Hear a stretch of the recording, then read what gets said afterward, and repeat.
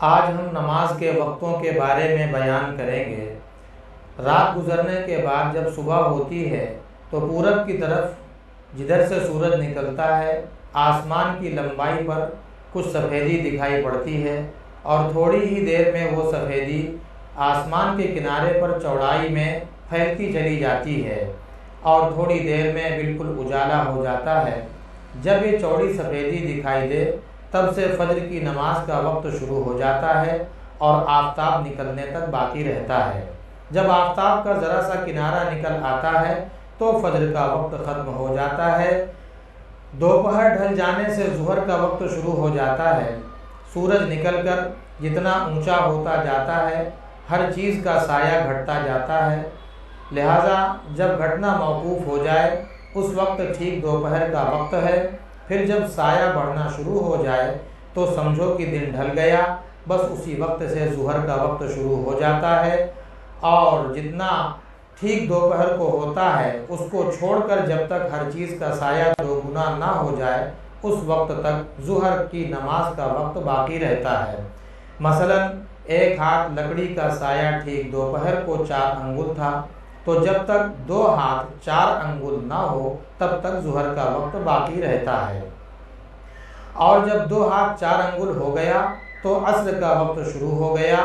اور عصر کا وقت سورج ڈوبنے تک باقی رہتا ہے۔ لیکن جب سورج کا رنگ بدل جائے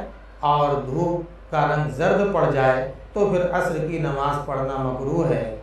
ہاں، اگر کسی وجہ سے اتنی دیر ہو گئی تو پڑھ لے، قضا نہ کرے، لیکن پھر کبھی اتنی دیر نہ کرے، اور اس عصر کے علاوہ اس وقت میں کوئی اور نماز پڑھنا درست نہیں ہے، نہ تو کسی وقت کی قضا پڑھنا درست ہے اور نہ کوئی نفل نماز پڑھنا درست ہے۔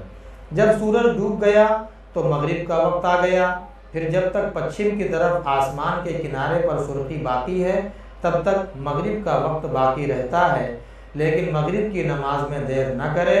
کہ تارے خوب چھٹک جائیں، اتنی دیر کرنا مکروہ ہے۔ پھر جب وہ سرخی جاتی رہے تو عشاء کا وقت شروع ہو گیا اور صبح ہونے تک باقی رہتا ہے، لیکن آدھی رات کے بعد عشاء کی نماز پڑھنا مکروہ ہے۔ وہ ایک وقت مکروہ وقت شروع ہو جاتا ہے اور ثواب کم ملتا ہے، اس لیے اتنی دیر کر کے نماز نہ پڑھے۔ بہتر یہ ہے کہ تہائی رات گزرنے سے پہلے ہی عشاء کی نماز ادا کر لے۔ گرمی کے موسم میں ظہر کی نماز میں جلدی نہ کرے۔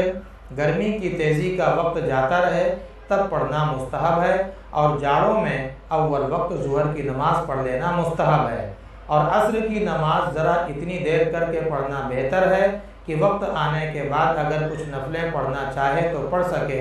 کیونکہ عصر کے بعد تو نفلیں پڑھنا درست نہیں ہے، چاہے گرمی کا موسم ہو یا جاڑے کا، دونوں کا ایک ہی حکم ہے۔ لیکن اتنی دیر نہ کرے کہ سورج میں زردی آ جائے اور دھوپ کا رنگ بدل جائے، اور مغرب کی نماز میں جلدی کرنا